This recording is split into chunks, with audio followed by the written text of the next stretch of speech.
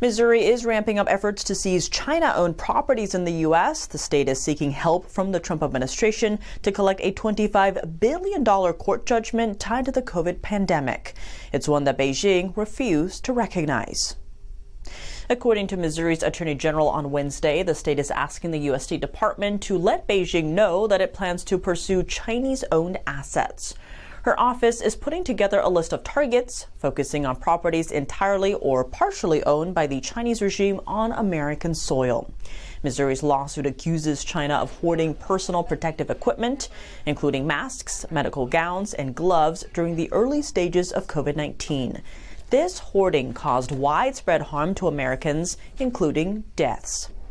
The lawsuit also adds that China harmed Missouri and its residents by driving up the cost of health care and emergency response. A federal judge initially dismissed the lawsuit in 2022, saying Missouri couldn't sue China.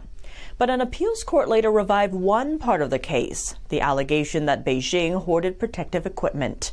When Chinese officials didn't respond, the judge accepted Missouri's damage estimate of more than $8 billion and tripled it under federal law.